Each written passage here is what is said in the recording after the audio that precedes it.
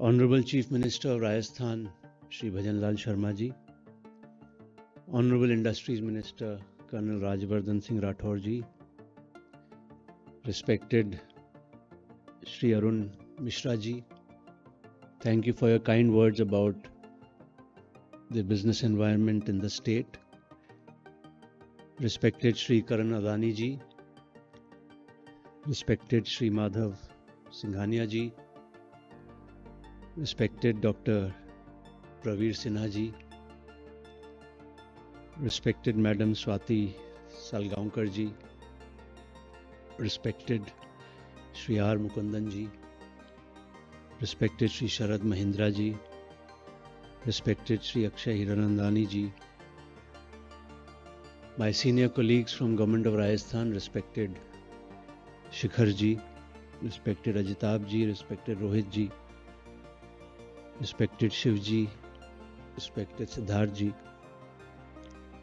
all captains, leaders and representatives of the business and industry assembled here, members and friends of the media, all officers of Government of Rajasthan, RICO, CII and other state government bodies, ladies and gentlemen. सर्वप्रथम मैं state के behalf पे और व्यक्तिगत अपने behalf पे आप सभी का आज के इस समारोह में हार्दिक स्वागत एवं अभिनंदन करता हूं। मुख्यमंत्री जी ने पदभार संभालते ही 1 महीने के अंदर एक ऐतिहासिक निर्णय लिया। उन्होंने कहा कि हमें अपने सरकार के पहले साल में ही एक ग्लोबल इन्वेस्टर समिट करना है, और पहले साल में इसलिए उनका विजन ये है कि पहले साल में समिट होगा तो अगले 2-3 साल में सरकार के कार्यकाल के दौरान ही वो प्रोजेक्ट्स इंप्लीमेंट हो जाएंगे। इस विजन और सोच के साथ मुझे अभी भी याद है, स्टोन मार्ट एक इवेंट होता है जयपुर में 2 साल में एक बार, इंटरनेशनल स्टोन फेयर। जनवरी 22 या 23 तारीख को स्टोन मार्ट का इवेंट था। उसी में मुख्यमंत्री जी ने घोषणा की कि हम फर्स्ट ईयर में एक समिट करेंगे, और आज आप सबके सामने है। तब से पिछले 6-8 महीने में इसमें बहुत काम हुआ, और न सिर्फ फर्स्ट ईयर में होगा बल्कि ये एक रेगुलर इंटरवल्स पे ये इवेंट होगा। वो फ्रीक्वेंसी क्या है वो मुख्यमंत्री जी खुद ही डिसाइड करके आप लोगों से शेयर करेंगे, क्योंकि राज्य सरकार मुख्यमंत्री जी के नेतृत्व में पूरी तरह समर्पित है कि हर एमओयू को ग्राउंड पे ट्रांसलेट करें और जल्दी से जल्दी करें। हमारे प्रिंसिपल सेक्रेटरी इंडस्ट्रीज ने बहुत डिटेल में प्रेजेंटेशन किया, सब पॉइंट्स उसमें कवर हो गए, मैं कुछ रिपीट नहीं करूंगा। मैं सिर्फ ये कहना चाहूंगा कि जो पॉलिसी रिबूट हो रहा है, करीब 20 नई पॉलिसीज एडवांस स्टेज में हैं रिलीज होने की, और प्रॉबेबली 1 महीने के अंदर वो रिलीज भी हो जाएंगी। और आप देखेंगे उन पॉलिसीज में जो कुछ सेक्टर्स में तो अभी पॉलिसी है ही नहीं, कुछ सेक्टर में तो बिल्कुल नई पॉलिसीज आएंगी। जिन सेक्टर्स में पॉलिसीज पहले से हैं उसमें और बेटर, ज़्यादा अट्रैक्टिव हो जाएंगी, और बहुत जल्दी ये सब पॉलिसीज आपके सामने आएंगी। कईयों में स्टेक होल्डर कंसल्टेशन हो चुका है, अब सिर्फ उनको फाइनलाइज करना बाकी है। मैं सिर्फ एक सेक्टर पे कंसंट्रेट करूंगा, क्योंकि हमारे honourable minister, chief minister overarching picture आपको देंगे। रिन्यूएबल एनर्जी सेक्टर राजस्थान में बहुत ही पोटेंशियली इम्पॉर्टेंट सेक्टर है।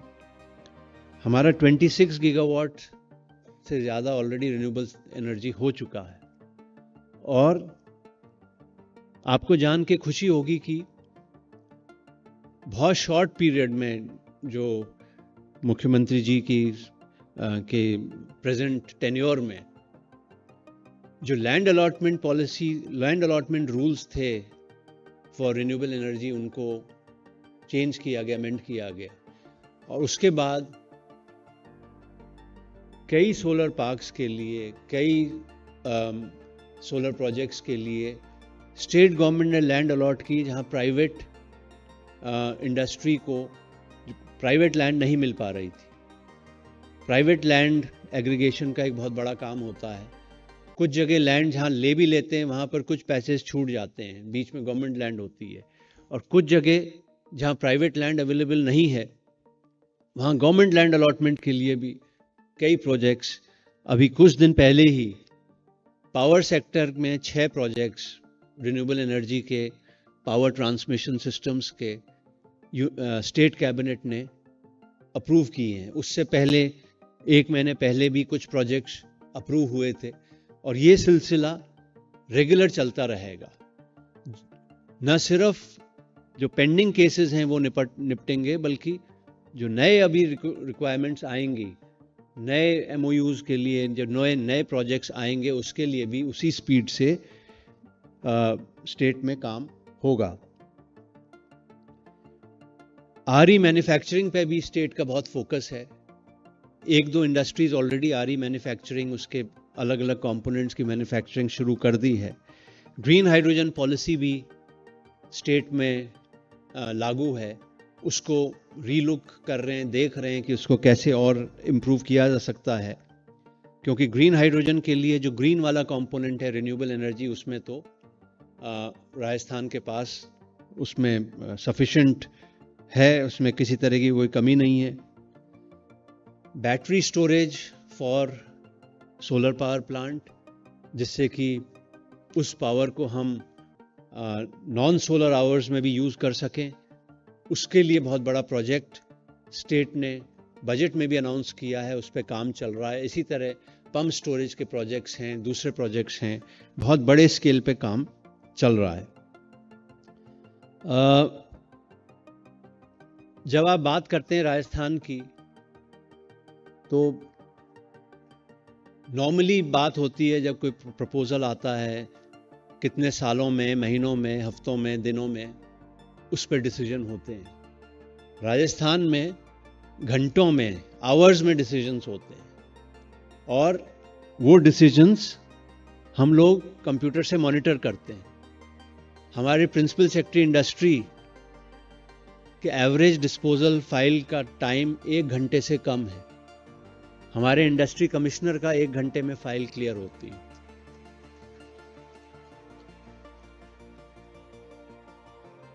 सीएमओ में हमारी घंटों में फाइलें क्लियर होती हैं। शिखर जी हमारे एसीएस सीएम हैं, 1 घंटे में।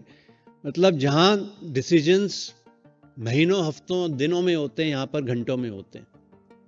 आपको जानकर खुशी होगी, बिकॉज अल्टीमेटली कोई भी इन्वेस्टमेंट डिसीजन हो, इट ऑल गुड गवर्नेंस से ही लिंक होता है।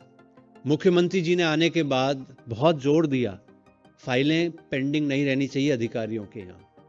अगर हमारे स्टेट के सब सेक्रेटरीज को हम कंबाइन करते हैं, तो जो एवरेज फाइल डिस्पोजल टाइम 30 घंटे था कुछ महीने पहले तक, 6-8 महीने पहले जब सरकार बनी थी, आज वो सेक्रेटरीज का average file disposal time 30 hours से रिड्यूस होकर 4 आवर्स हो गया है। हमारे डिस्ट्रिक्ट कलेक्टर्स का एवरेज फाइल टाइम 36 आवर्स था, वो 2 आवर्स हो गया। सो ये जो एक फास्ट डिस्पोजल, गुड गवर्नेंस, ये सब कंट्रीब्यूट करता है। जितने लैंड रिलेटेड इश्यूज हैं, चाहे लैंड कन्वर्जन के हों, म्यूटेशन के हों, सब ऑनलाइन हो गए हैं।